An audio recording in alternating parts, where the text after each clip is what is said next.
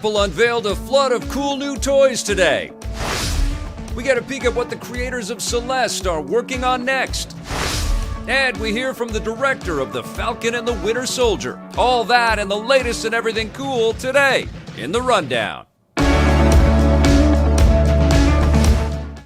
Hey, welcome to the show, everybody. I hope you are having a fantastic Tuesday. There's been lots of news that has dropped already this morning, and we're going to get right into that. But I just want to send out a reminder to everybody that is here that immediately following the rundown, we fade to black, and then we come back and we play some video games. And today we're going to check out a PlayStation game made for the Xbox. I'm playing it on the Series X, but you can also play it on the Xbox One. Of course, it's MLB The Show 21, which we've taken a look at before, but I want to see it running on an Xbox, don't you? So we're going to do that. So don't go anywhere, but we are going to get started with our rundown right now. So I'm going to, because I edit this stuff out for the archive of this, so I'll start us again, okay? Hopefully I'm sounding okay. Great. Okay, here we go.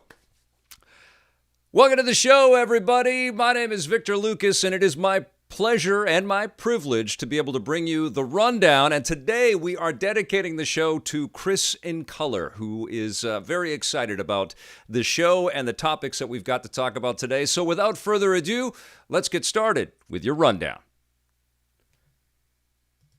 Apple had a big spring event today, and of course, the one and only Tim Cook took center stage to tell the world that they've got a bunch of new products that they are cooking up for us, and they're going to go on sale relatively soon. I think next week you're going to be able to pre-order a bunch of cool things, and I kind of picked my favorites. There were lots of different ideas in here, including a new color for the iPhone, but it wasn't really that got me super excited. I'm a fan of Apple TV, and Apple was able to showcase a brand new 4K revision of the Apple TV with an emphasis on some faster frame rates and including HDR support, which is pretty impressive, particularly for sports fans out there that happen to have 120 hertz HDR compatible television sets. One of the cool things that they showed off is you're able to put your phone onto your television set to kind of adjust all of the color parameters, and it's just a really interesting way to kind of see the synergies that Apple has got across all of its products. Of course, Apple has been doing some pretty cool things with its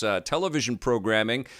We have been big fans of Ted Lasso over in our house, and Mythic Quest is kind of cool, and there's, some other shows out there too, which is kind of insane to think that Apple is actually a content creator out there, but it kind of is represented by the quality of their event streams, which was absolutely outstanding.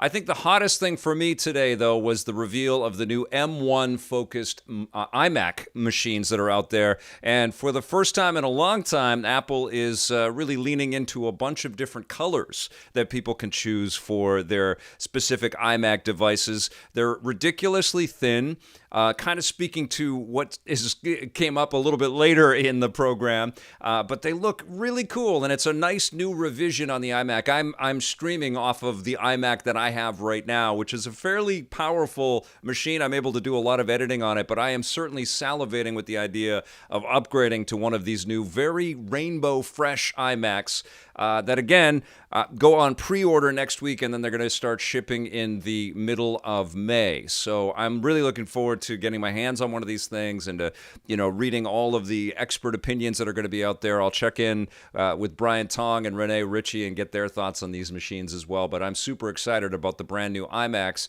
But wait, there's more. Apple also wanted to talk about an M1 chip-infused iPad Pro that is going to be coming out next month as well. Again, it's up for pre-order soon. And the top-of-the-line model, the 12.9-inch model, has the Super XDR screen technology with 10,000 mini LEDs implanted in the device. It's incredibly fast. And one of the things that they're doing with this new M1 chip platform is parity across iOS and the Mac computer system. So you can actually run iOS apps on your computer and, of course, have all kinds of other things running on the screen at the same time.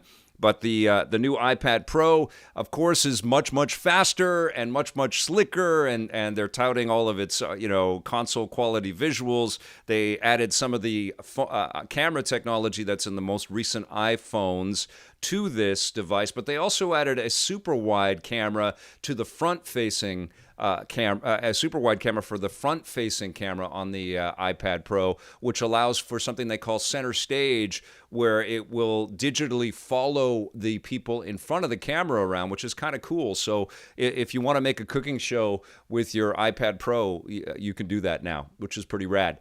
The other cool thing that they showed off is something that's been rumored forever, and I like the way that they showed it off today. They have this kind of guy falling into the couch looking for his keys, and he's like, he sees his cat. I just like this sort of digging into the depths of hell that is his couch, all of the change and everything in there. And then eventually he finds that he's got his keychain hooked up to the Apple tags. And what this is going to be, of course, is it pairs up with Find My, which is the app that's embedded on all the iOS devices, all the Mac devices now.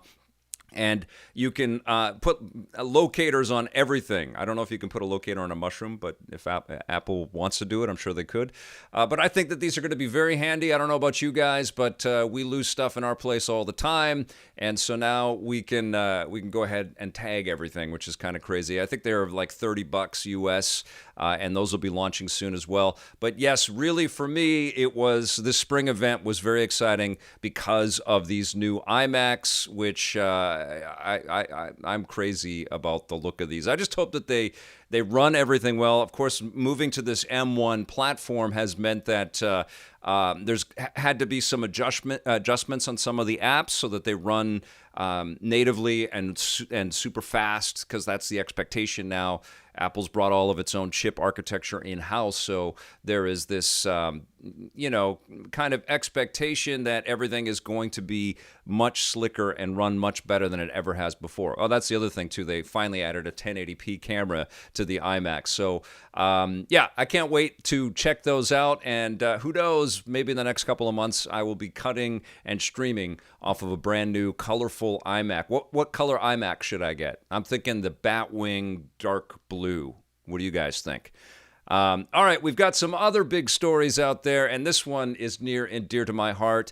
The Vancouver-based developers at Everything OK have announced that they've got a new game in development. It's still very early days. It's called Earthblade, but these are the folks that brought us the seminal and absolutely wonderful Celeste, which will knock your socks off by its artistry and how difficult and challenging it is, but also how fair it is and how wonderfully crafted this game is. Now, Earthblade, what they've done to show it off, because they don't want to reveal something too early, they're calling this kind of like a vibe reveal, and there's kind of a trailer out there, although it doesn't really show gameplay. The game is supposed to be a 2D action-adventure game with beautiful pixel art, and they kind of showcase the setting and, of course, the lush music, because that was one of the best things about Celeste, is we can expect some wonderful, wonderful music out of Earthblade. And the release date, you'll notice there, it's coming 20XX, which leaves a lot of dates open on the calendar. I guess we have until 2099, but hopefully it will be out well before then. I love this team, headed up by Matty Thorson, and I'm just, I'm a big fan, and I'm just so excited that, of course, more is on the way. And if you haven't ever checked out Celeste, do yourself a favor. It's available on everything. I think, in fact, it's available on Game Pass. And we're going to be talking about Game Pass here in a second. But yeah, kudos to the fine folks at Everything OK, or Everything's OK. It's a great name for a developer. And I can't wait to play Earthblade. That is going to be a lot of fun. Now, there are a bunch of games that are hitting Game Pass today, and we're going to be playing one of them, MLB The Show 21. But that's not all. Game Pass is loaded with all kinds of new games hitting the service every month. Of course, sometimes things get taken away, which is par for the course with a lot of subscription-based stuff. But this is an incredibly important month for Game Pass. The idea that a PlayStation-developed title has hit the platform is incredibly significant.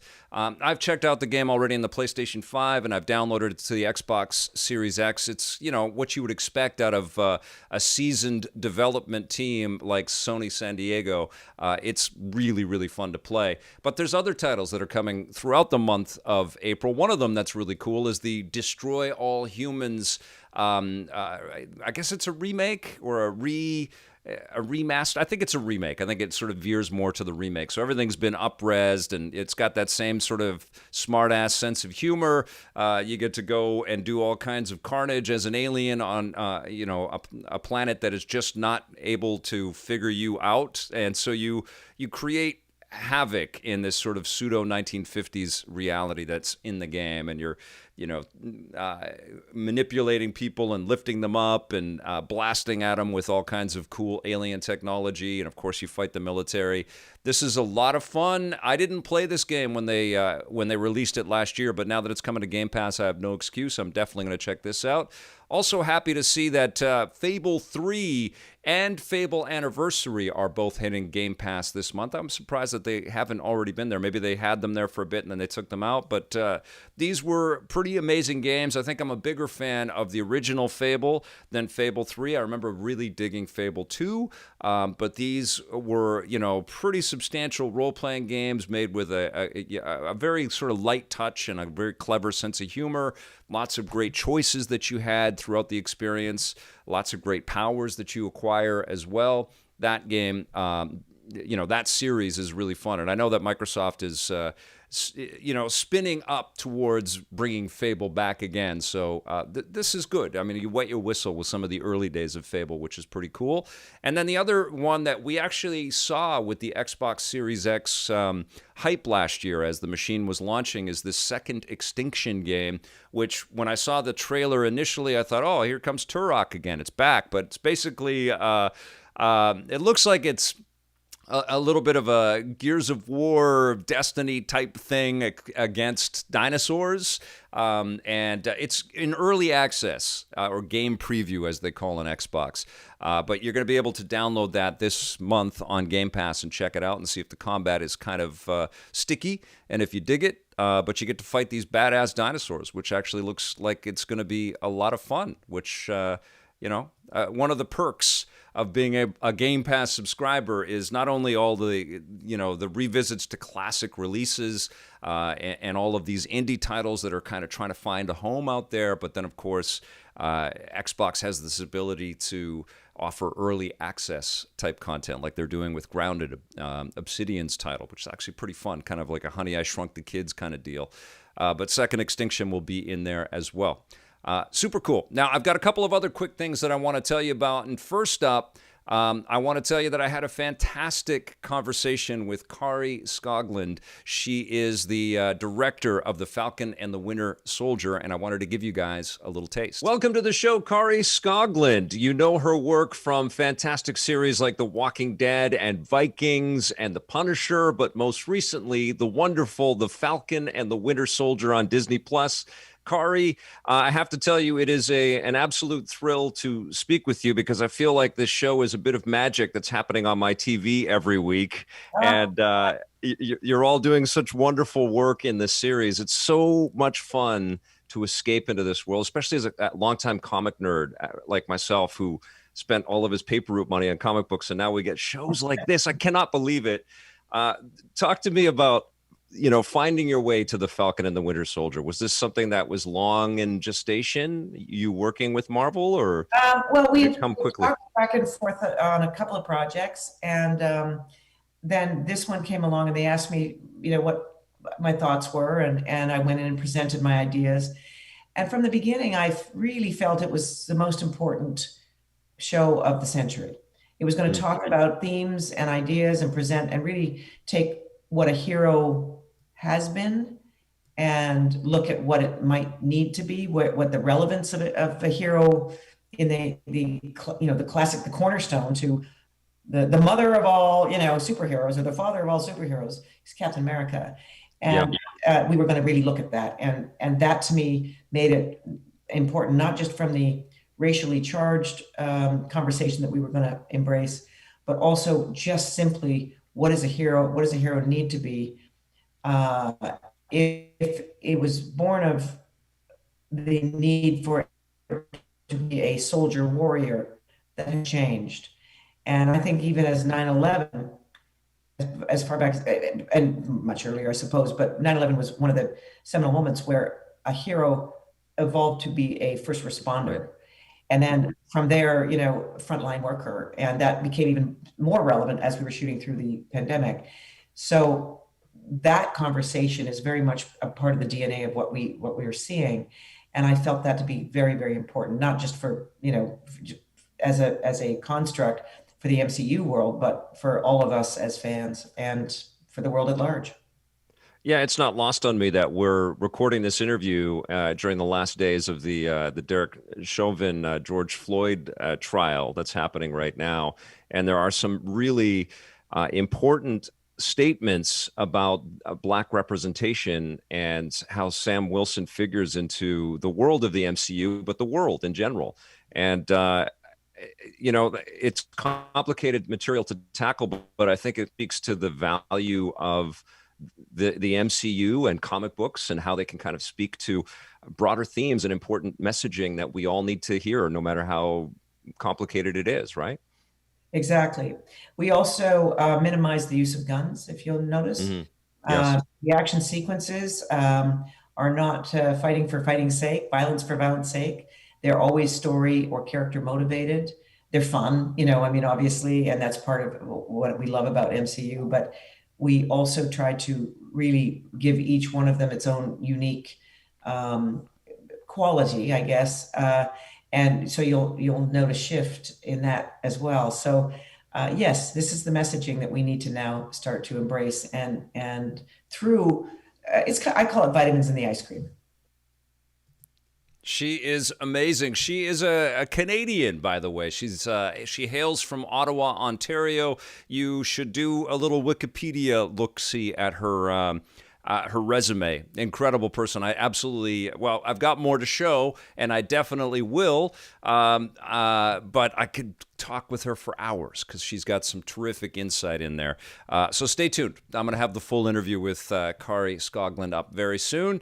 And then the last thing that I wanted to talk to you guys about is this rumor that's floating around the internet right now, based on basically a screen capture of an event that's happening here at Microsoft's GameStack event. It's happening today, and this has been something that's been talked about quite a bit. I've talked about it on this channel before, but basically during the event, we saw the Switch pop up in the background of some comments, and Tom Warren from The Verge actually tweeted out this still out there. Microsoft's GameStack event is starting now, and there's a shelf, opens Photoshop to examine the pixels, and you can see the Switch is prominently positioned back there. And so that is getting a lot of people to speculate that Game Pass is finding its way to Switch or xCloud or some derivation, some version of what Microsoft is offering its subscribers out there may eventually hit the Switch. I actually I posted a poll today on Twitter. It was only up for a couple hours, and I got some pretty instant feedback. I had 419 votes pretty quickly, and I see people say that eventually it will. Ninty Fan 1991 said, nope, doubtful. I can't read all of the ones out there because my little video window is pretty small, but you can see people had some strong opinions about whether or not we're going to see the Game Pass service on the Switch. 43% say yes, 56% say no. So I think it's kind of a possibility, like stranger things are happening. Today we got a PlayStation game on the Xbox. So Definitely there's some weird threading going on in the video game industry. I want to know, though, from you guys, would you like to see the Game Pass on Nintendo Switch, or is that too much of crossing the streams, Ghostbusters style? Is that too uncomfortable for you? Let me know in the chat. Let me know in the comments below. But that's going to do it for the rundown. I'll be back again tomorrow with a brand new episode for you. Thank you so much for watching. We'll see you tomorrow. And until then, play forever.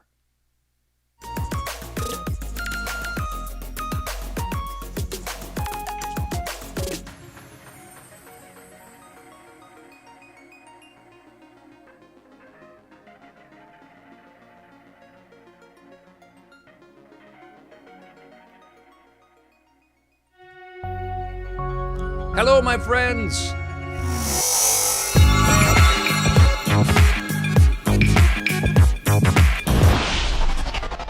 Started too soon. Hello, my friends.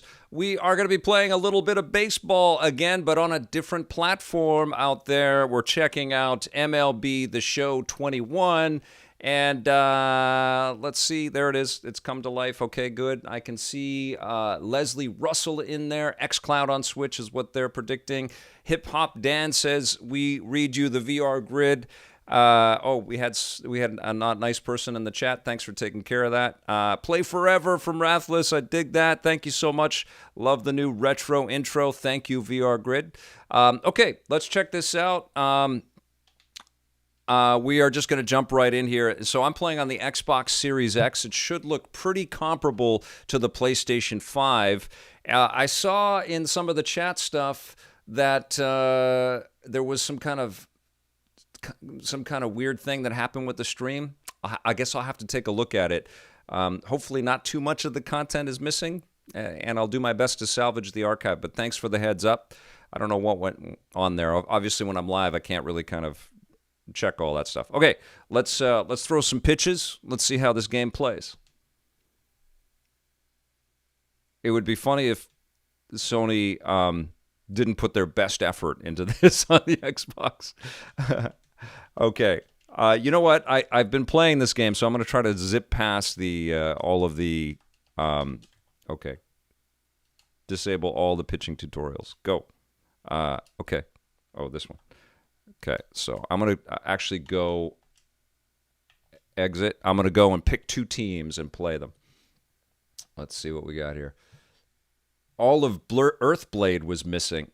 That's crazy. And Last Disciple says it feels like it was Apple's fault, but hard to say. It cut out for a minute when I was talking about Apple. Okay, it could have been Apple. I was showing off some of their footage. I don't know how hardline they are about their stuff. So we'll see. We'll figure out what's going on. Cody J, everything is going great. Okay, here we go. Let's just play an exhibition match. We'll play the Yankees versus the Dodgers. Sure, why not? I'll be the Yanks.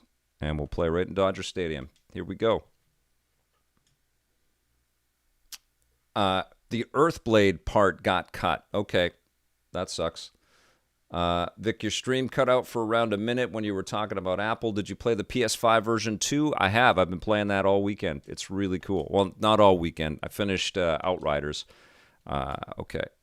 But, yeah, it has been beautiful to jump into the show 21. It's a beautiful, beautiful game.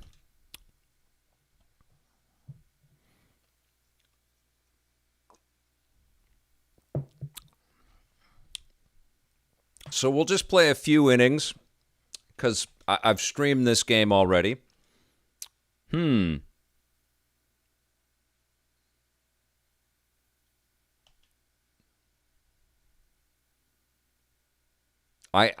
is the first time I'm seeing it, and so I'm gonna go back and forth. I didn't hook up the PlayStation 5 to the stream, but I'm gonna go back and forth looking at it on both platforms just to see the discrepancies. But the most recent play that I've been playing has been on a 4K TV. All right, here we go. A pathetic Earthling. Kershaw looks a little cross-eyed. Oh, out. Damn it. Look at the empty stands. The Yanks are in town and nobody's here to see the show. Crazy. Oh, come on. Disable all of that. Why throw it just before you're about to swing? Why put up... That's crazy. All right, let's go. No. Is there any chance we'll be hearing about Oscar predictions of... yeah, actually, I'll totally do that. I've seen a few of those for sure. Not all of them. No.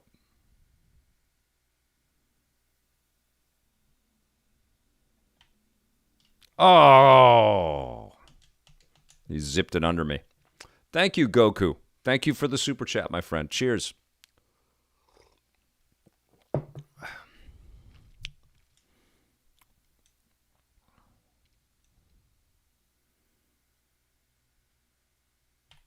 Oh.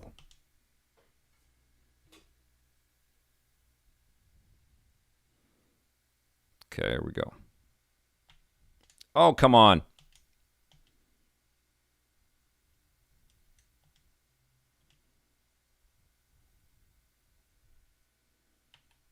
Oh. That's right. The Oculus. That's right. Oculus Showcase. I'll be talking about that tomorrow for sure. 3 up, 3 down.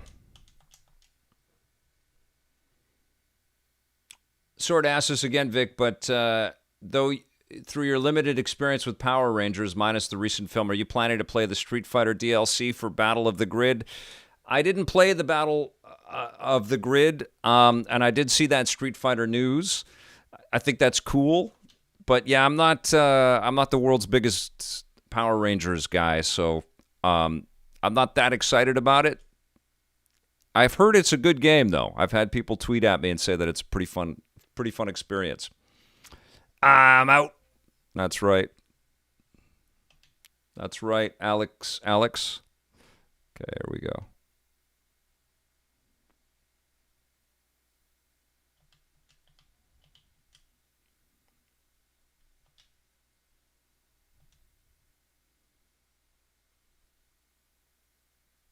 Oh. Okay, gotcha.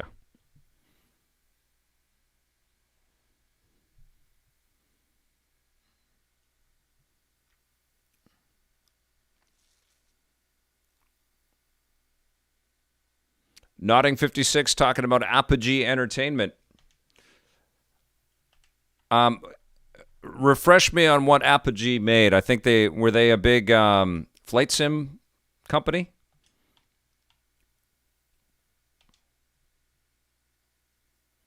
Peter Kokazar is expressing love for the pink Power Ranger on the chat. Otherwise known as Nerd Confessions on our chat today, which is great. Vic, I've been watching you since I was a kid. Hearing your voice is video games to me. Much love. That's a beautiful comment, man. Thank you so much. That's Matt McCoffin. Matt McCoffin. Duke Nukem, Wolf 3D, Commander Keen. Oh, going way back. That's crazy.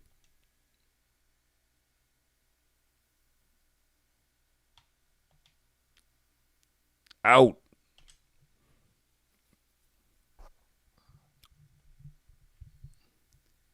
What are they? Did they announce what they've got coming up? Nodding 56?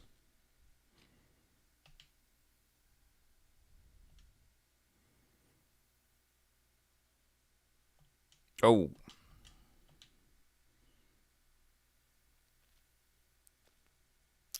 Marco A., we're definitely getting Call of Duty. I think there's been some leaks about that. Marco's asking if we're getting Forza, Battlefield, or Call of Duty. I think Forza Horizon is taking the year off. Isn't the next Forza just like the motorsport game? And I think Battlefield is coming out this year. Yes. So we'll have another Call of Duty Battlefield game. And I think the Call of Duty, from what I've said, it's all rumors, it's all speculation, nothing confirmed, at least that I know, is Call of Duty is going to go back to World War II. And I don't know what Battlefield is doing. Let's see. Speaking of Duke, think we'll ever get another one? The last one was not good, just a guy. Yeah, I think... I don't know. I know people have a lot of love and fondness for Duke, but I think that was from a very specific time, and it hasn't really aged that well. It was kind of making fun of an era that had already passed in media, and it kind of fit alongside of that. But now we're quite far removed from that whole scene, so it's pretty hard to kind of hit the sweet spot of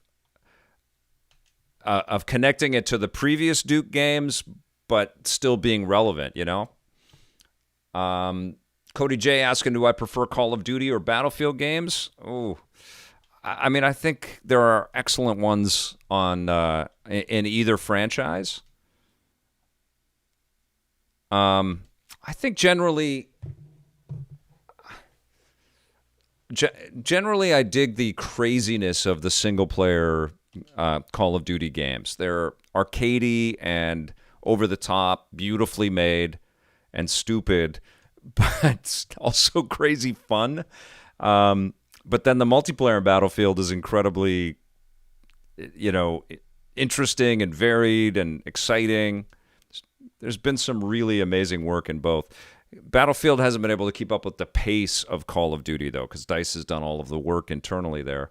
And Call of Duty, of course, is spread out across like 8 different studios. And so there's this constant detrimental stream of Call of Duty, but that also means that there's always something interesting to talk about with Call of Duty. And I think Battlefield sort of ebbs and flows a little bit.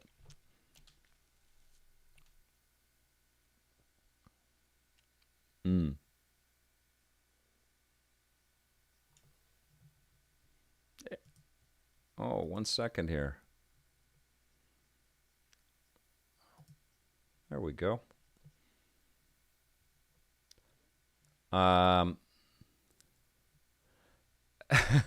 Watching this makes me crave roasted nuts, Peter says. I never understood the love for Duke Nukem. Oh, one second here. Is this guy somebody that we can...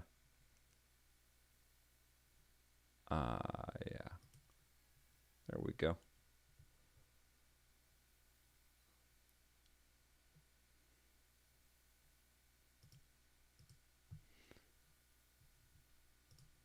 Okay. Battlefield supposedly returning to a modern setting for its rumored release this year, from Graham Coombe. Was reading a story about Darkwatch this morning and how Activision quashed High Moon's ability to make their own new IP. Really hard to get behind anything they do, Blair Farrell. Yeah, I mean, it's a big business, right? I mean, there is so much sophistication around the data and exactly what people will spend money on, and they're big bets. These companies, when they say, yep, we're going to push forward on this game, it's a big bet. That's why it was kind of a miracle to get both Crash 4 and Tony Hawk's 1+2 from Activision. And they're both terrific additions to these franchises, but they harken back to a different era, and they were both successful. More of that. Vic made my comment sound dirty, but I'll take it, Peter Kokasar. Oh, I struck somebody out while I was reading the comment. Love that you continue to engage with your fans on this level. Have been watching since 2002 on an old tube TV. Best reviewer ever. Thank you, Just a Guide. Thank you for the super chat, my friend. That's amazing. This is a privilege, you know? Like it was all kind of scary territory for me to kind of shift to the internet and stream with people, because I never had done that before. I'd just been in a bunker making stuff, and we'd ship out a show, and then I'd run into people and they say, oh, I would watch your show. and it was a little bit more like face to face, and we'd get the internet feedback and stuff, but it wasn't as immediate as, and frankly, as enjoyable and surreal as all of this is. Okay, here we go. Oh, come on, make it. Last Disciple, I haven't reached out to Marissa to play this because it was all coming in so hot, and I didn't want to pressure her to drop stuff she's got going on to play with me as these things were launching. But next week I am going to reach out to her. I think it'd be a blast to play this with her. It's 3 up, 3 down. Good comment, Last Disciple. Let's see, what do we got here?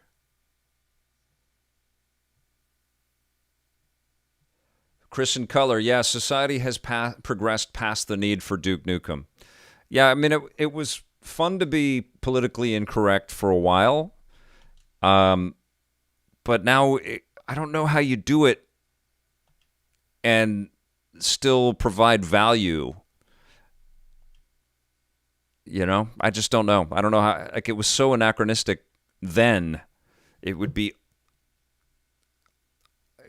I mean, there's got to be a way to do it. Maybe it's a self-reflective Duke Nukem.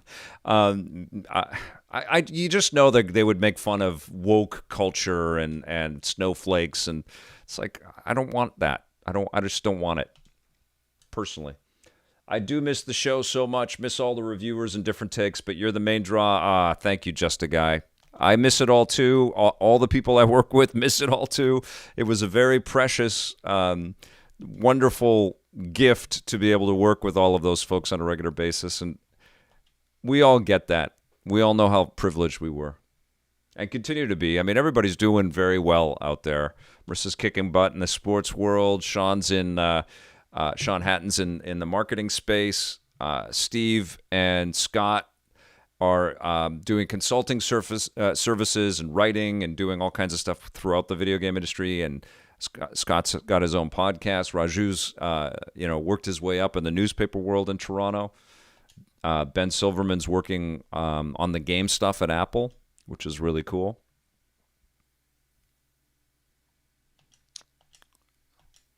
Everybody's doing well. And Jose's hosting different events, and it's been a while, though, because of COVID, but, he hosted different events, and he just became Papa. And it's his birthday today. I believe it's Foob's birthday today. Vic, both my mom and brother met you after your review of the first Ant-Man film, and you signed a magazine saying hello to me. Oh, my God, Cody J., that's incredible. That's awesome. Was that in Vancouver then? Was I in Vancouver for that? I don't even know. Oh, and Julie began making games, Goku. And I think she's got 3 or 4 kids. Lives in middle of California in a beautiful town. She's got a really great life going too. Tommy Tellerico, you may have heard of. He's doing okay too. He's the president of Intellivision, for those that don't know.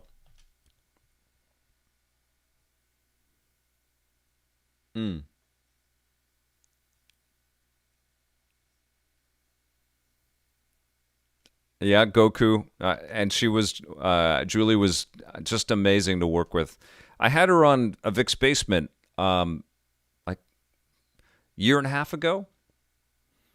Might have even done it from the cafe space. It would have been over Skype, but it wasn't that long ago. And she was just putting the finishing touches on launching her first game. So I have to catch up with her. I don't know how she's doing with all that.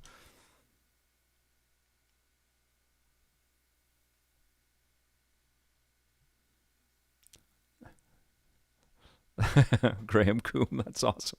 You guys are very sweet. I guess you watch a slower paced game like baseball, and you can get a little reflective. Think about things. Oh, Just a Guy, yes. We continue to talk about collaborating. Something will happen with Tommy and I for sure. All right, here we go.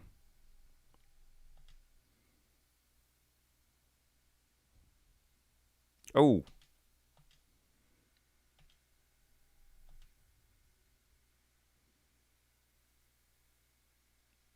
Come on, come on, come on, come on.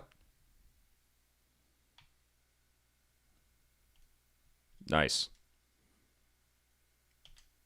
Okay, nobody on base. No, I don't think any real hits. We'll play one more inning. We'll see how we do, and then we'll play something else. Oh.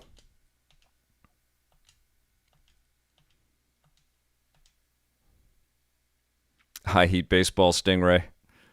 Bringing back some memories. Oh, man.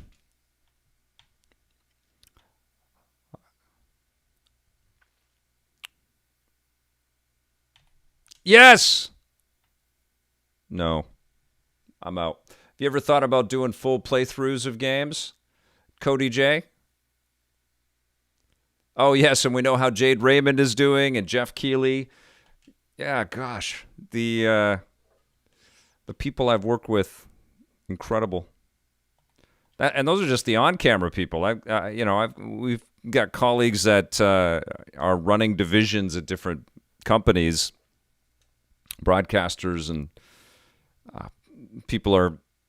One of our old producers, actually, the EPL, Rob Koval, is in making games, working at, as far as I know, next level games right now. Haven't talked to him in a little while. Oh!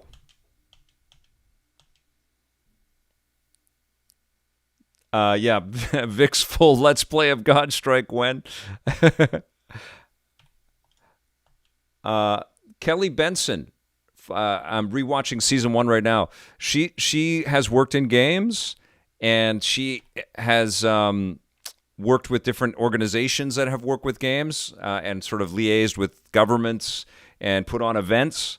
And her mom is actually a quite famous local personality that has written about horoscopes for a long time.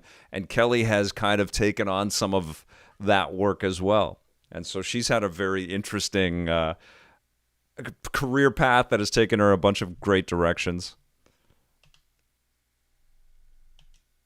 Super cool. And she was an actor when I met her. And she was terrific. Any chance you will join Jeff Keighley and other game industry professionals at Clubhouse tonight for the weekly This Week in Gaming social chat? I can't commit to that, Goku.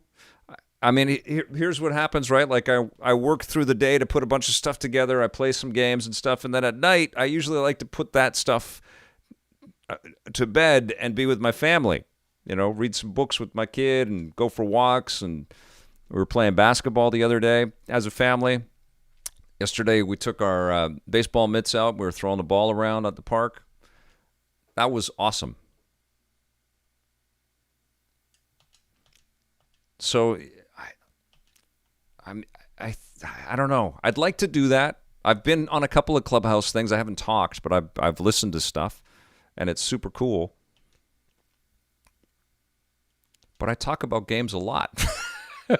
You know what I'm saying? All right, here we go. Oh. Thank you, Goku.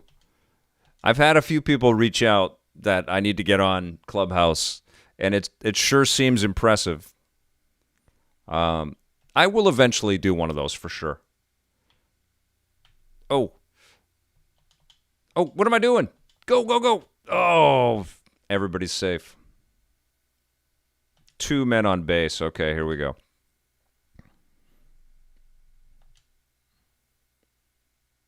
Thank you for the super chats, my friend. You were awesome.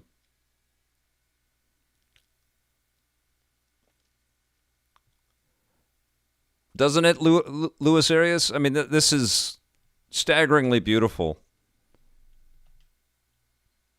The audio mix, too, is just wonderful as well. It's just so good. It's just so clean, you know? Like it truly did level up. It was already excellent on the last gen, and you knew it would.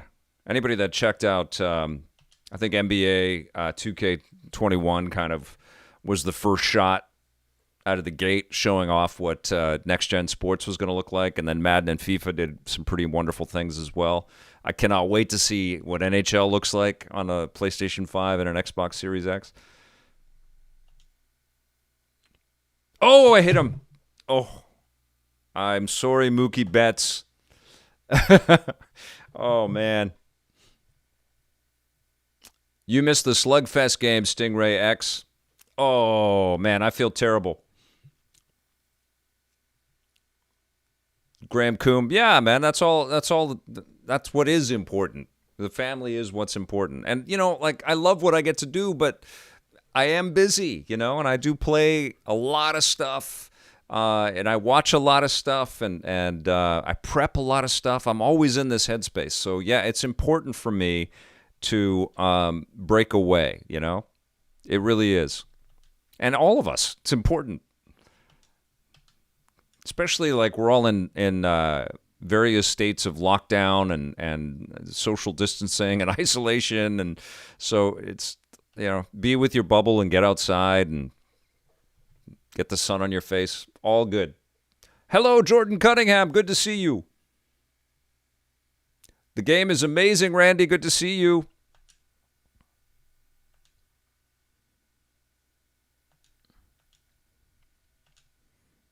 All right.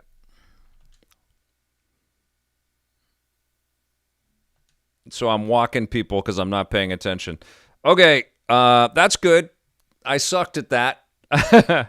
But it looks beautiful, and I don't want to stream too much more of this because I streamed this the other day, and I know that I had lots of folks on the stream for that. So, you know, I've got my Xbox here, and I've got a bunch of games. So let's pick one. Let's go by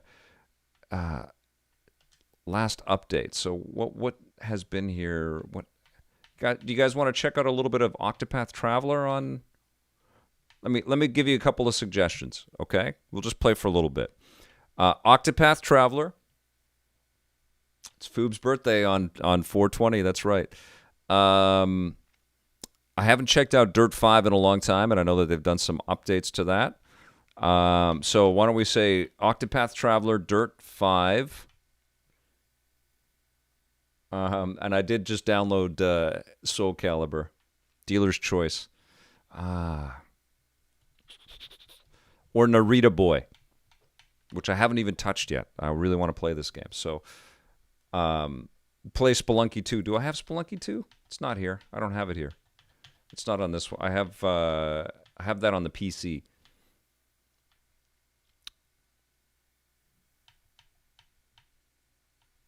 I'm very far in Octopath Traveler on the Switch, but I've never played it on the Xbox. I just downloaded it today because I saw it sitting there. I'm going to play Naruto Boy. Let's check this game out, okay? All right, let's do it. I'm just going to... I don't know if there's licensed... Oh, my God. I was playing that without any sound. You guys are so generous, so kind that you didn't even tell me that there was no audio on the damn thing. Okay, so let us play Narita Boy. But I'm just going to double check to make sure that there's no licensed audio in here. Okay.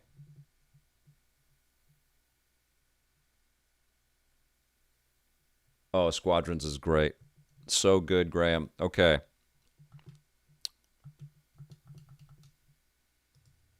All right. I don't hear anything licensed, but just give me a second. So many buttons and switches and knobs. Okay. Okay.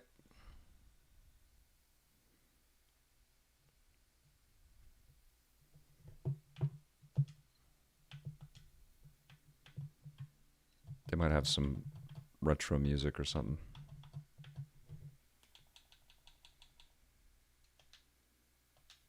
Okay. Boom. Let's give it a shot.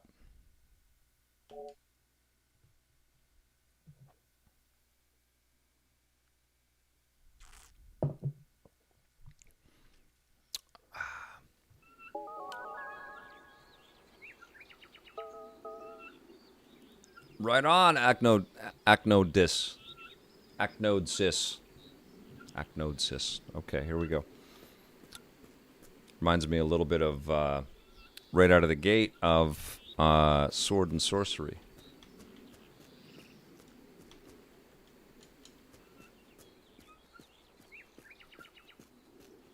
Cool.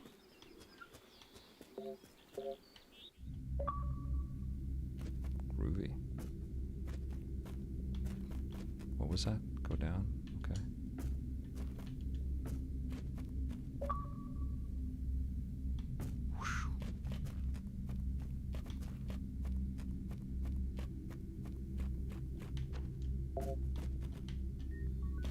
Okay, let's figure this out. The Cave of the Trichroma.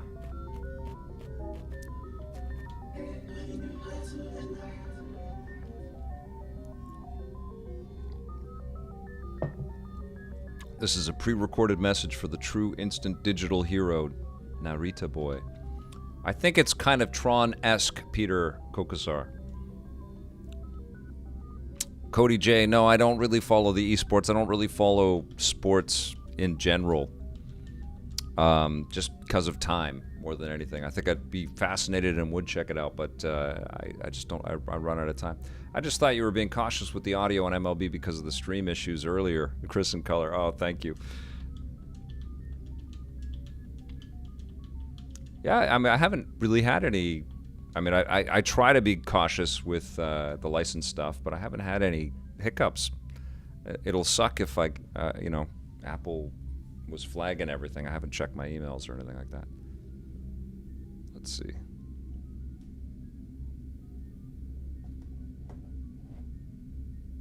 I'll just leave that right there. Okay. But him, the supervisor program that used to manage the data dump, lost his mind and betrayed us. He craved supremacy over the Red House. We defeated him, and he was expelled from the Red Beam along with other programs known as Stallions.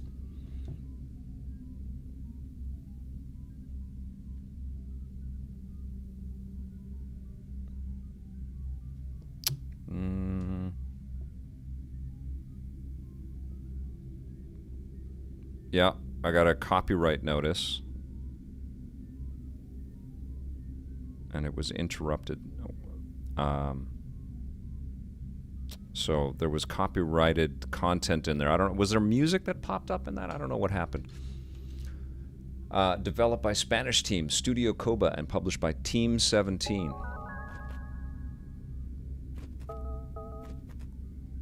All right, get hold of the Techno Sword. All right, here we go.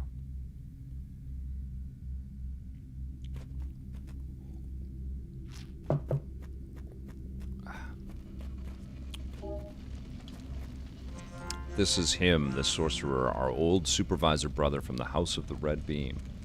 He's caused huge disruption. Motherboard will explain everything.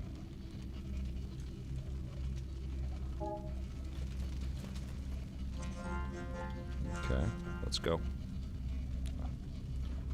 Oh, so it's doing like an R2-D2 thing. That's cool. Okay. All right, let's go.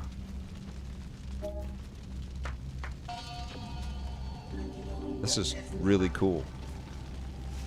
Immense sorrow runs through my code, seeing how the first of the creator's 13 memories has been destroyed. If something were to happen to the creator, the digital hero would be able to immerse himself in his memories. Vic reads chat, a bedtime story, Last Disciple. The creator has forgotten that he sustains this kingdom, and because he is forgetting and the equilibrium in the trichroma threatens to fail, him and his stallions have once again invaded us. How he managed to erase his memories, we don't know. It's a mystery that maybe you'll solve as you travel through them. You'll be a psychonaut and a hero. But remember, if the creator permanently forgets, the digital kingdom will be lost. Him will control the powerful red beam, subjugating us to his darkest desires. The trichroma will be destabilized and will be under his rule, even if you kill thousands. Okay, all right. Wow, okay. Let's go. Objectives. Find the creator's totems. Okay. All right, let's go. I'm not going to press that B button again because there is a lot of script. Look at this madness. Cool. The Gallery of the Cosmo Visions. Wow. Yeah, so I think we're on the other side of a game. We're like digital beings. Narita boy, we haven't introduced ourselves. My brother Programs and I are agents of the capital. Motherboard coded us to move through the digital kingdom, investigating the mysteries of our kingdom's source. Lots of text, Babin K. You got it. You should really read audiobooks, Vic. Your reading voice is as good as your speaking voice. Oh, that's cool. Thank you, Graham. We also help any program in the digital kingdom adjust its code where necessary. I wanted to warn you about this simple but malicious stallion script that surges up from the ground. Jump and dodge it, but don't try to destroy it. We don't know why, but this code has infinite layers of complexity that renders it indestructible. Okay. I'm dead. Oh, okay. No, I'm not dead. Oh, I did die. Okay. So what do I do? I don't want to read that again. What do I do? Do I just jump over it? Oh, okay. Solved it. Solved it, guys. All right, here we go. Let's climb. Climb it. And then jump in. I've done that before. We should suggest that Vic just play heavy text-based games so he can keep reading us text, Graham Coombe. Justin Chev, thank you. You rock. Thanks for being here. Who's new? Who hasn't been on the live stream with us before? Let me know. Okay, so we're going up. Going up. Up. Up. That's from Superman the movie. That was the guy in the elevator. Okay. Okay, so jump and jump. Here we go. All right. All right. Ah, freaky cool. A lamb that looks like an old Mac. Love it. Okay, binary pastures. When did I start saying play forever, Cody J?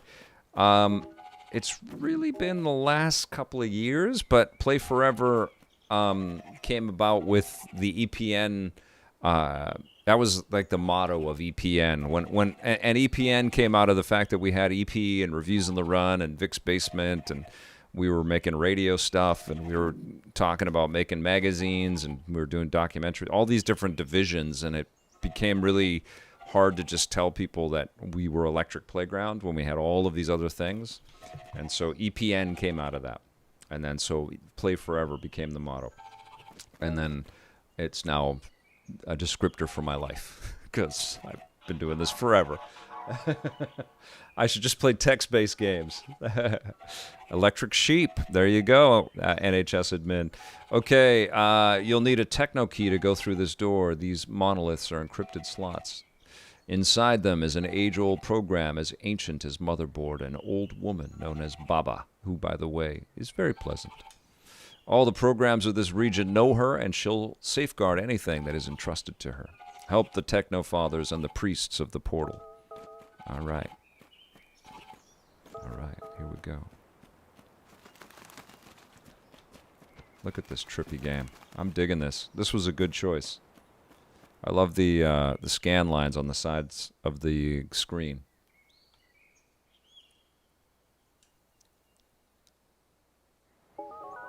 Nodding 56 wants me to read all the quest games from Sierra. That'd be hilarious. I don't have a weapon. Okay, what did it say? Get access to the techno key. Okay, all right. How do I get rid of that thing? Go away. Go away, objectives. You're taking over the whole screen. Get out. Get off the screen. Thank you. Okay, here we go. I guess I'm just jumping over these guys. I don't have any battling. Nothing to battle with. All right. Ooh, that looks like a sword right there, right? Can I get... No. Oh. That was a poor challenge. All right, okay. This is so stylish. Oop.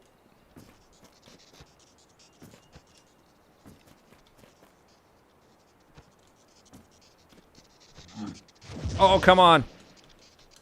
That's cheeky.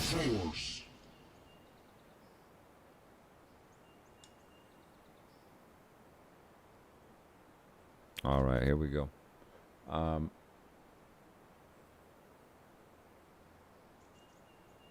EPN is better than Greedy Productions. Yeah, Last Disciple. Is that right? Yeah, The Last Disciple. We had to change the name from Greedy Productions when we had all of those different things running at the same time. It felt wrong to call ourselves Greedy Productions at that point. And that was all. That was a tongue-in-cheek name. When I was much younger. All right, here we go.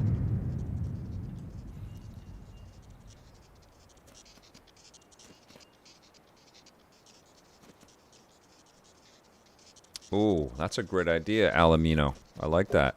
A 1990s Moscow set Grand Theft Auto. I like that a lot. Okay, I can go down here. Okay, here we go. I believe I'm going to get a weapon. Access to the underground garden is restricted. You'll find the access techno key in the higher levels of this castle. Okay, so... Okay, here we go.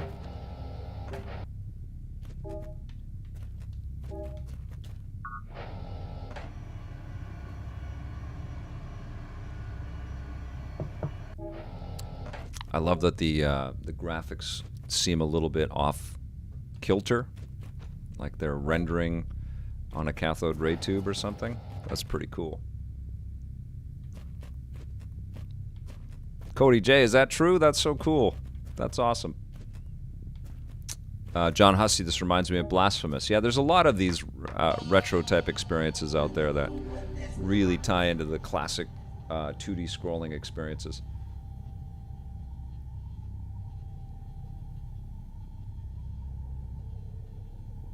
You bought Shaolin Monks today there, Blair Farrell. Have you ever played the original Space Quest? I think it's a game you would really appreciate. Fun adventure game that parodies Star Wars and other space-themed franchises. Nodding 56. I did not play the original Space Quest. I wasn't a huge PC player back then. I was, and I kind of lean more toward the consoles even to this day. So I know I've missed out on a huge category out there. We pray, brother, because prayer redirects the data flow, stabilizes and synchronizes it with the trichroma. Prayer is algorithmic mysticism, Ansible links, chemical electrodynamics, embracing the creator in myriad binary impulses. Okay. And so why are you telling me all this? Okay. So we pray. Okay, so I gotta go pray. Okay, stop. Stop, stop, stop, stop, stop, stop. Stop it. What is this? What is this thing here? Door to the priest's portal. Can I go up? No, can't do anything. What's happening?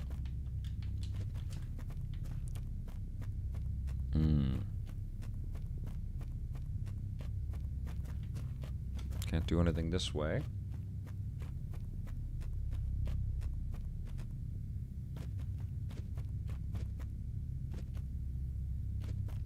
There we go.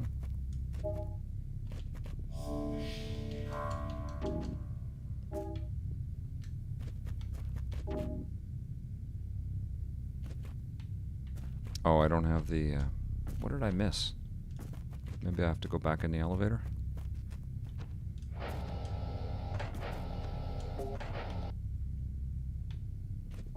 Oh. Okay, here we go.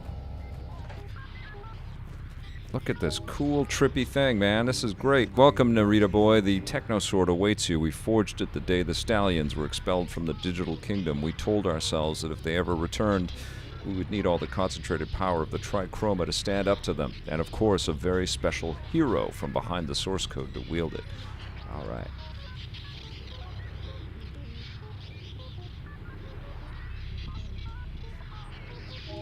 All right, here we go.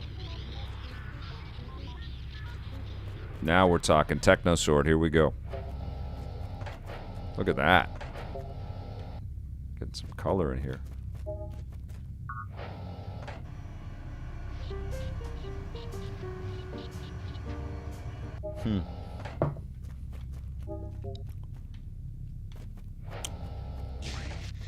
Oh! Oh, jeez. Okay, rest in force. Alright, let's get over here.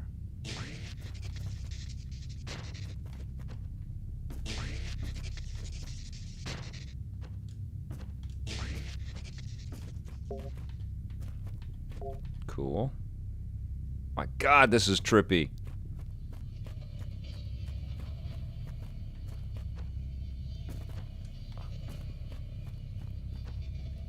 Really curious how many people have checked this out on Game Pass and what Game Pass means to a game like this.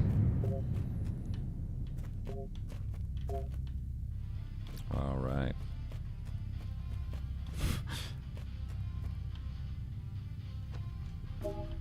Yeah.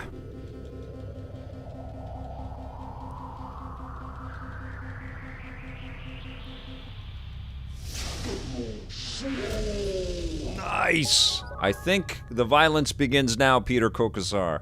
How do you play a game, read the chat, and look handsome at the same time?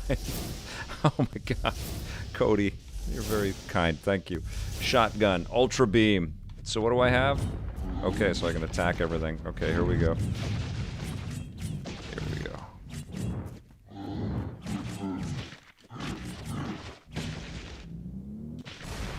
Cool.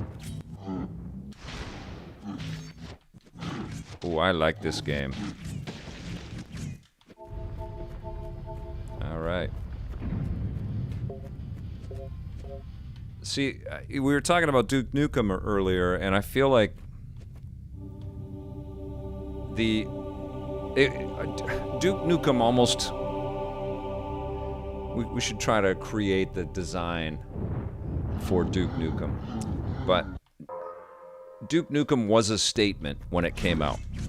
You know, it was made by young developers that grew up with 80s and 90s action movies and that kind of over-the-top action silliness, and they wanted to honor it with the game, and it worked really well. But I feel like a new Duke Nukem almost needs to be self-aware, and you know, almost like the game. It should be like a game within a game, and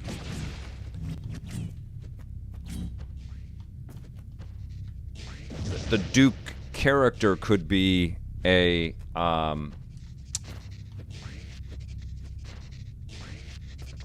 don't know, like almost like a developer that's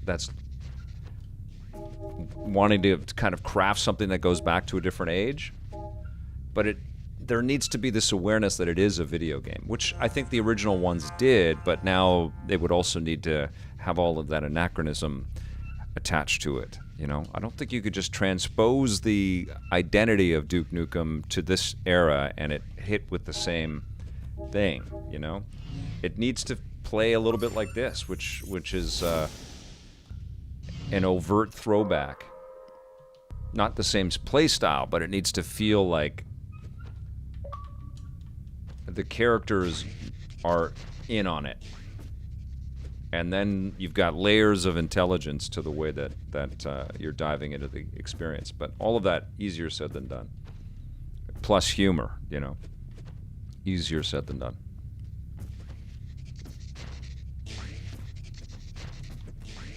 Because I think our memories of Duke are better than the actual reality of what the game was. Yeah, Shadow Warrior 3 or the Shadow Warrior games are amazing. Hey, how you doing, man? It's good to see you're doing live again, but I'm having issues trying to do the cross-play platform on MLB The Show for Xbox One over to PlayStation 5. So you're trying to Lawrence, you're trying to play with a buddy on a different machine? Is that what you're doing? Vic, you should reach out to Retro Replay and see if you can get on there, Cody J. That'd be fun, man. I'm a huge fan of Nolan. Let's remember Duke Nukem was successful before they turned him into a mature rated character. I think they could do Duke without the sexual content. Nodding 56. True. Don't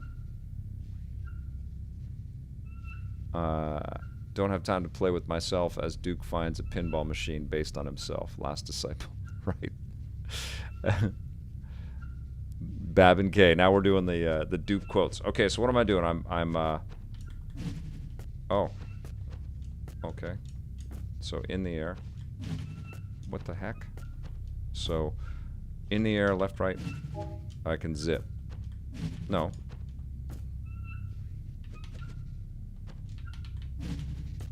Why am I wanting to do that?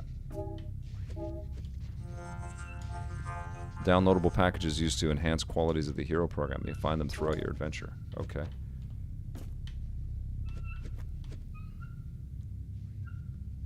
I don't know why I want to do that. Oh, I have to jump over. I see. I don't have to go back and forth. I have to go like this. Gotcha. I gotcha. I gotcha.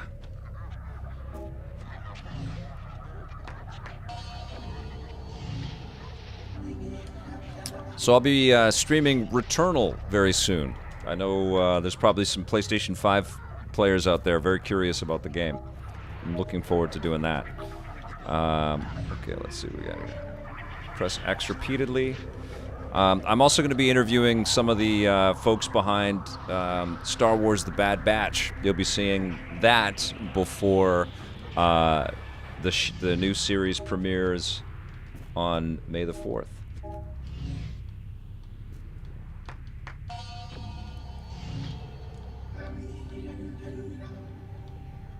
Okay, here we go.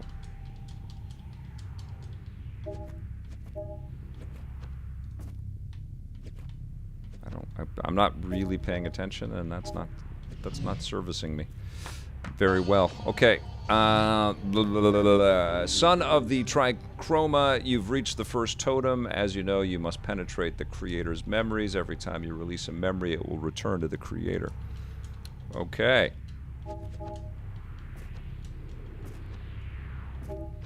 Okie dokie. What do we do now?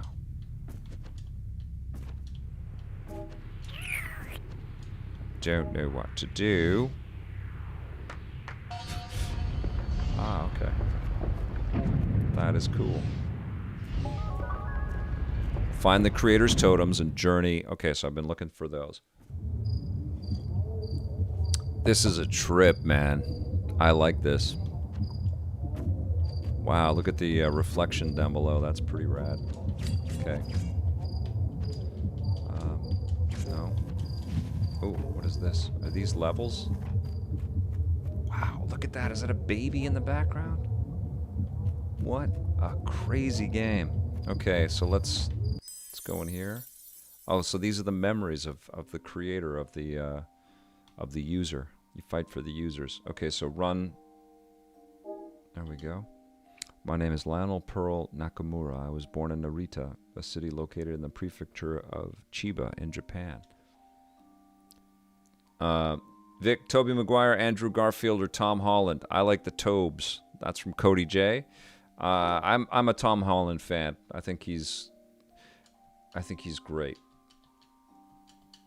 Tobey Maguire had the nerd thing down pretty well, though, and I don't feel like Andrew Garfield was really cool as Peter Parker, and Tom Holland is very lovable. But Tobey Maguire, I think, was really good at being a total neb. Like, just a guy that got abused. You could just feel like he would go through life with people not thinking he was cool. But the other guys, I don't know how you could... Andrew Garfield was like this skateboarding, super brilliant dude, and Tom Holland is just so adorable. You know, like that guy would not have any trouble having friends. Mr. Mass Produce, he's very charismatic. I think his introduction was also perfect in Civil War. You have a metal arm? Cool.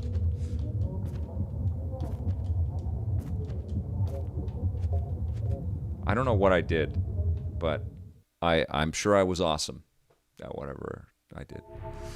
Okay, so now I'm going over here. Okay. Going to this memory card. What am I doing? Okay. I feel like I'm high. Son of the Trichroma, you've reached the first totem, as you know. Okay, I read this before. What's happening? Okay. Now I go in here. Okay, now I'm dead. Alright. Okay. Get this guy. So we dodge. Okay. Oh, he's like a boss. Okay. Well, not really. Not really, no. Not a boss. Oh! He got me. Oh, so I do have a little bit of a life bar. Okay.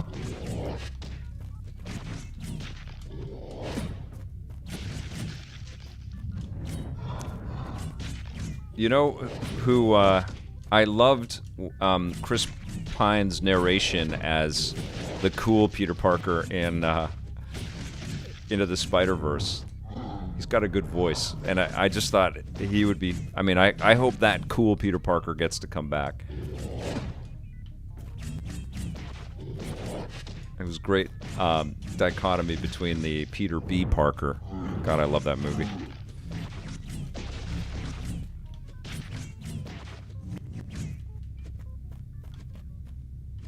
Okay. Oh! I jumped, but it pushed me down. Oh, there's a thing up there. Got you.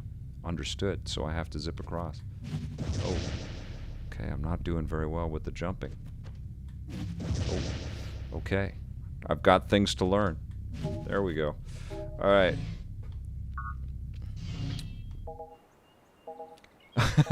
I feel like I'm pushing doors, I'm praying, I'm clapping, things are opening. I like have no point of reference. I don't know where I am in this game. It's weird.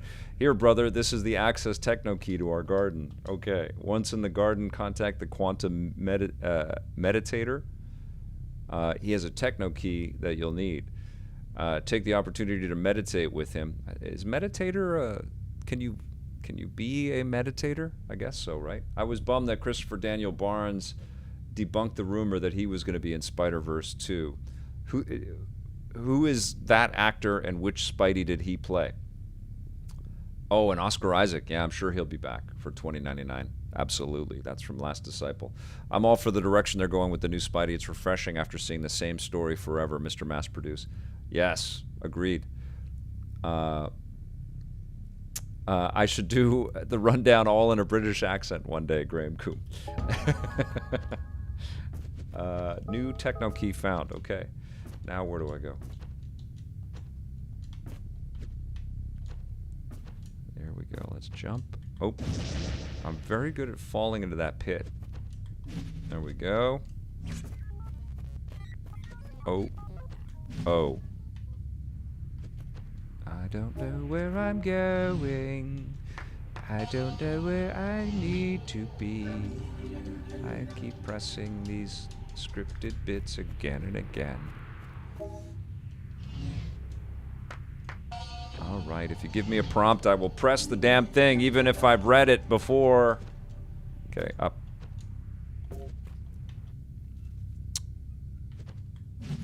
Alright.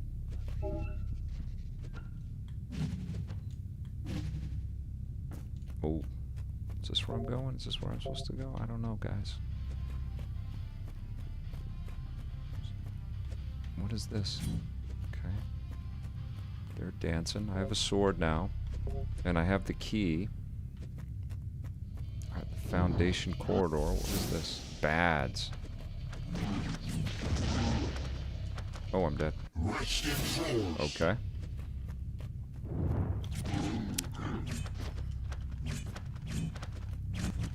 Oh. Ooh, techno bats are a little pain in the ass. Okay. Oh. Oh! Oh! Oh, I almost died. Okay. What the frack? Come on. Oh! Can I go any further? No. Ouch.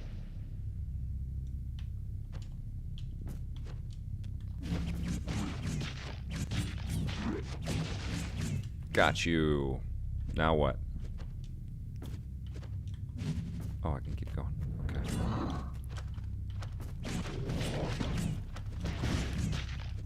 Oh, yes.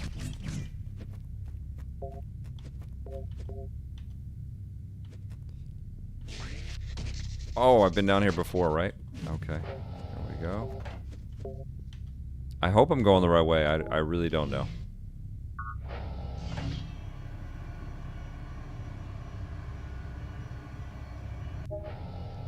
Game is cool.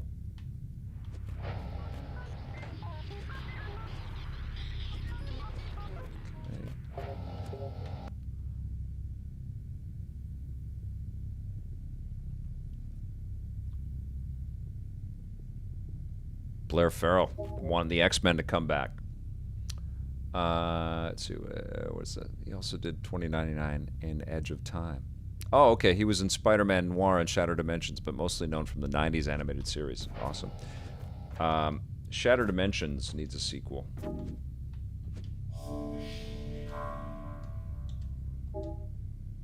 Okay. I honestly have no idea where I'm supposed to go. Is there a thing? Okay, find the objectives and get the access techno key to the priest portal. Visit Baba. Okay. A map would be just amazing right now. Wait a sec, wait a sec. Find the Baba and get the... Find Baba and get access to the techno key to the... So I have to find Baba. Now where is Baba?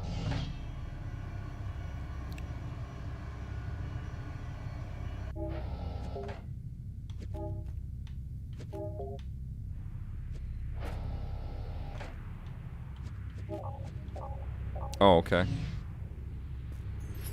I couldn't do this before. I have the techno key now. Okay. Alright. Okay. Alright. We're progressing.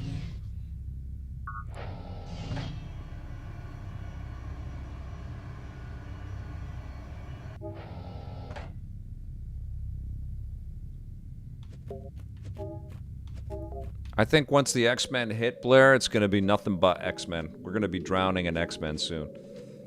It's pretty hard to compete, man. Fox did a pretty good job with all those X films. There were some really great ones.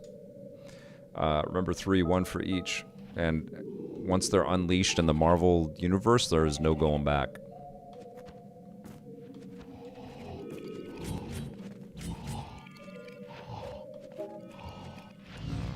This.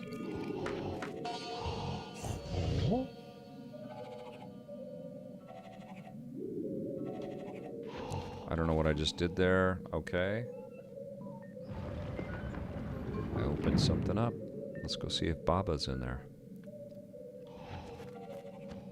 This is kind of reminding me of Guacamelee, of all things.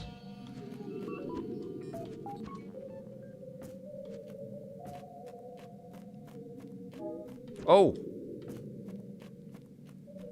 Did I zip past where I was supposed to go?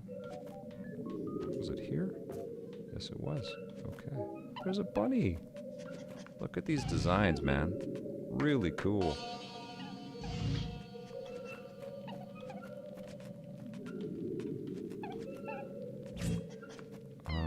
Okay, so there's a hidden chamber, and then what? What do I do?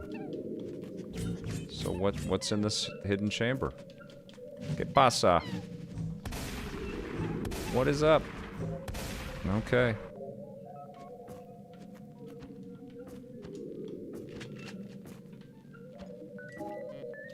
Is this Baba? Hi, are you Baba? This garden is pure inspiration. Cycles of stress, fragments of anxiety. Are you writing unstable code? Then come down here, connect to the computer, and flow. The best lines of code in all the digital kingdom have been written right here. Oh, no, no, no. Okay.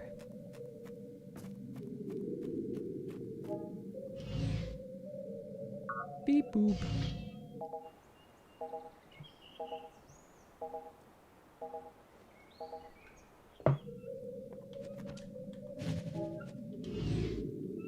Is that Baba right there? These computer-faced individuals are reminding me of the comic series. What the heck am I thinking of? The oh, you guys know. Hey Vic, been watching you since the beginning of your TV and also your YouTube journey. Finally made a new account to hide my real name so I can participate. Ah, Darksider, thank you for being here. That's awesome. So I can't chat with this character. Oh, what's the comic series? The excellent one. Brian K. Vaughan. Yes, I believe. Oh, look at this. Victor Chat, PS3 and Vita Store save. Thank you all for speaking up about game preservation. Vic, one more thing. Tell the kids here how you were a part of Mortal Kombat Legend, MK Legacy, Bushin Ryu Cat. I think you just did that wonderfully well, Bushin, and thank you for the super chat. That's amazing. You're very kind. Yeah, I was in Mortal Kombat Legacy. Kevin Tancheron was directing that in Vancouver, and Tim, I forget his last name right now, but Tim was a friend that I got to meet, and he was producing it, and they asked if I would like to play a entertainment magazine host in their thing, and so they shot it right on the EP set, and I'm in the episode. I think it was the Johnny Cage episode. And Ed Boon's in that same episode, which is awesome. That was a total treat. Oh, you guys can't help me with this comic? What was the name of the comic book with the guys with the monitor heads? It's still running. It's still super popular. I'll have to Google it. I think it's Brian K. Vaughan, isn't it?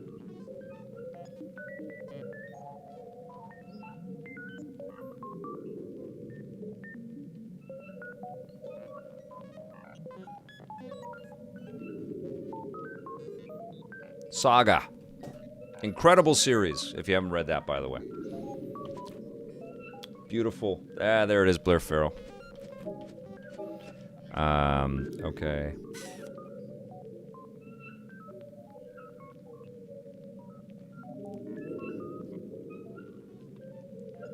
Bush and Ryu Cat. I was really impressed by Mortal Kombat Legacy. Kevin's heart was in the right place.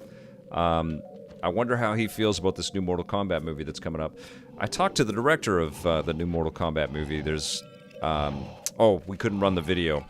I had to quote him, but I did talk to him, which was weird. You know, it's like Warner Brothers doesn't know what I do or something. It's very strange. But I talked to him a little bit about the Tancheron work, and he didn't want it to. He didn't want it to replicate that, but they respected the hell out of what was done on a very limited budget with that show. Okay, I don't know where I'm going again. I don't know what I'm doing. Okay, find Baba. Get down into the garden and track down the quantum. So I'm supposed to find the quantum meditator down here. Isn't this the quantum meditator? Uh-oh, I'm drowning. Rest in force. Okay.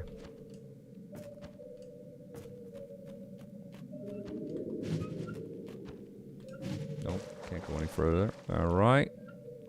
Righty-o. Now where? This guy's asleep.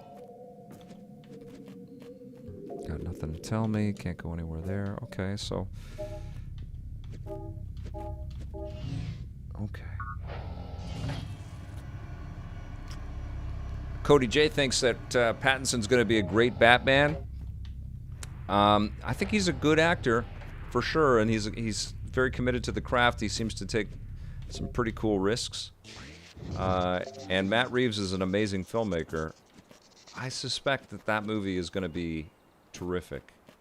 I loved what Reeves did with the Apes movies. Those were fantastic films. So I have high hopes. I hope they're great. But, you know, truthfully, as much as there's some bloated, cheesy stuff in Snyder's verse, I really enjoyed seeing Batfleck again. And I wouldn't be opposed to a new Batman film using that version of the character.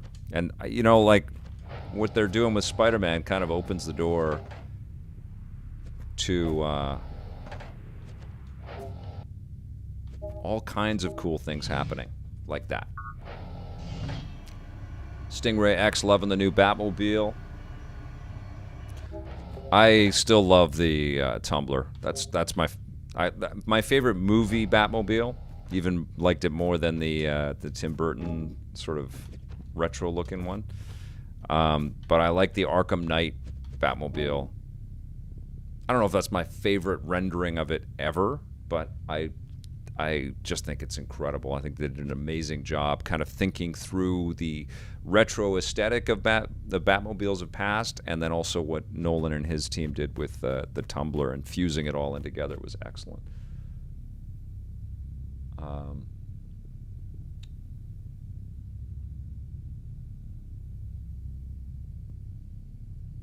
Yeah, Graham Coombe. Also, though, Batman is, you know, a character open to interpretation as well. You know, like there's been a lot of different varieties of the character in the books, and even the animated work as well. So it'll be cool, man. I just want it to be incredibly intelligent. That was one thing that I was definitely missing from Batfleck. You see the physicality of the character, but not so much the impossible intellect.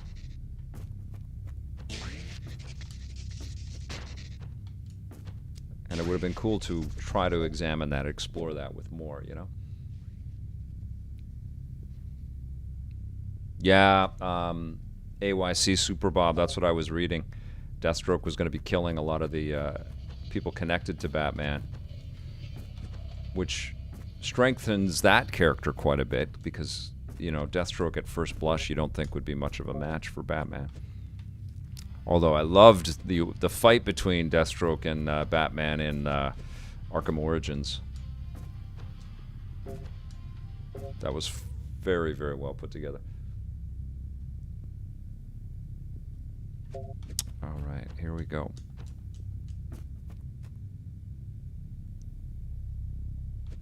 Darksider showed Batman and Robin to the kids, and they liked it, or they had a good time with it anyways. They laughed at it. I remember I was working in a restaurant at the time as a waiter, and raced to the theater after our shift for a midnight screening of that movie.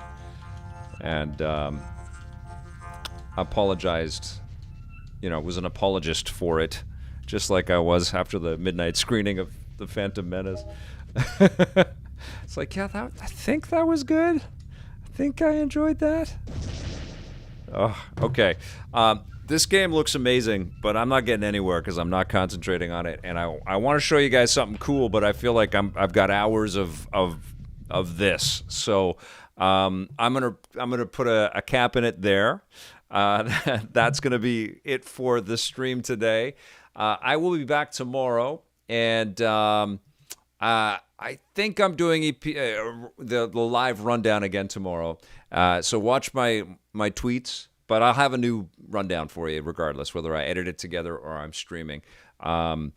But I'll be back with some new content tomorrow, and we'll have some fun. I sure appreciate everybody being here for the rundown and for EPN Plays today. Thank you all so much for watching. Thank you for your incredibly kind and generous super chats, and thank you for subscribing. Hello to you new folks out there. Thanks for being here. We will see you all tomorrow, and until then, play forever.